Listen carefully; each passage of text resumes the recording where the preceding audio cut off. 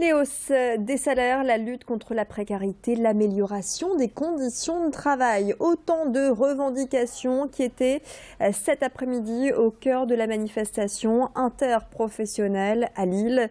Les syndicats ont appelé un rassemblement en début d'après-midi de la Porte de Paris et puis le cortège s'est ensuite glissé dans les rues de la capitale des Flandres.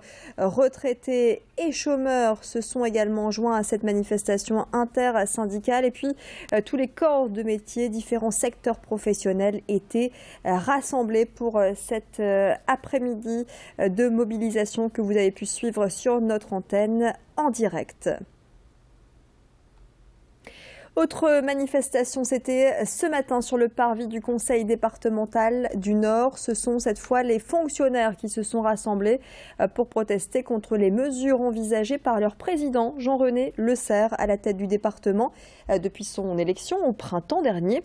Jean-René Lecerf a été élu sur des promesses d'économie budgétaire. Il envisage 100 millions d'euros d'économies en 2016 pour redresser un département endetté.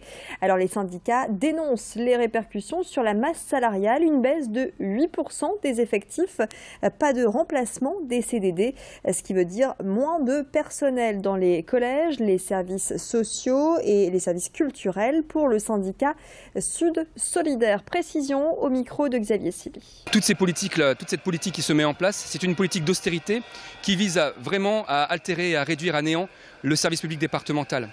Ils sont dans une logique d'entreprise, c'est-à-dire pour eux, ils l'ont clairement annoncé, M. Lecerf a clairement annoncé que si le département était une entreprise, elle mettrait la clé sous la porte. Or, le département est un service public, c'est un investissement. Il n'a pas vocation à être rentable et pas vocation à faire du profit. Et que donc, l'investissement dans le service public, c'est un investissement dans un bien commun qui appartient à tous les nordistes. Et c'est pour ça que ça a un coût. Et nous, on affirme que le département et que le service public doit rester un coût, puisque c'était un investissement au service de tout le monde. Allez, on referme ce volet social avec un événement musical qui approche J-1 avant la venue de Johnny Hallyday à Villeneuve-d'Ascq. L'ex-idole des jeunes se produit ce vendredi et ce samedi au stade Pierre-Mauroy. Deux dates exceptionnelles pour les fans et ils sont nombreux, les fans comme Jean-Marie Roubaisien.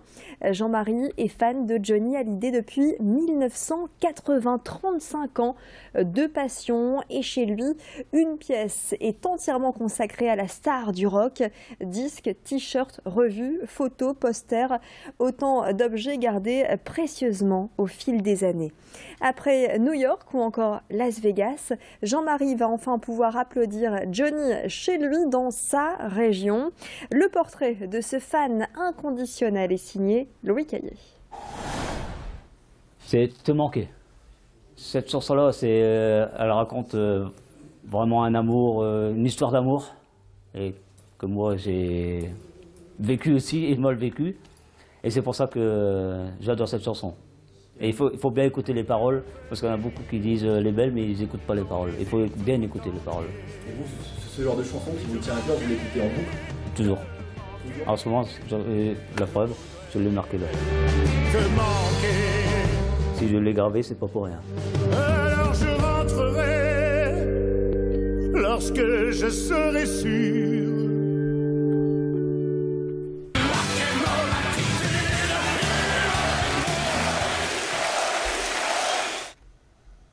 Voilà, Te manquer, la chanson préférée de Jean-Marie Roubaisien, fan de Johnny Hallyday. La suite des expos de Lille 3000 Renaissance après Détroit. Je vous propose de découvrir le focus sur Séoul. La ville coréenne est au cœur de l'expo du Tripostal Séoul vite vite. Ce titre est la traduction française d'une expression très utilisée par les Sud-Coréens. Une expression à double sens. D'un côté, le dynamisme et de l'autre, une modernisation trop rapide au goût de certains, source de questionnement. L'occasion de se pencher sur une ville en plein miracle économique où l'hyper-modernité côtoie la culture populaire. Explication du commissaire de cette exposition. Il y a une vieille expression qui dit la Corée est une crevette au milieu des baleines. Et les baleines, c'est la Chine, c'est la Russie, c'est le Japon. Voilà. Et aujourd'hui, elle est passée du statut de crevette à être un des 4 dragons de l'Asie. Donc ça dit bien quand même l'énorme mutation qu'a connue cette société sud-coréenne. Ce qu'on voit surtout, c'est le fait que les artistes interrogent ce miracle économique coréen, parce que les choses ne vont pas toujours aussi vite qu'on peut le penser. Par exemple, l'évolution des traditions, l'évolution de la situation de la femme, les mentalités, ça ne va pas aussi vite que le progrès technologique des téléphones portables. Et cette exposition sur la ville de Séoul est visible au Tripostade jusqu'au 17 janvier dans le cadre donc de Renaissance, événement signé Lille 3000. Fin de ce flash, merci de l'avoir suivi. À suivre les prévisions météo avec de bonnes nouvelles côté ciel pour la région Nord-Pas-de-Calais. Excellent moment à vous sur Grand Lille TV.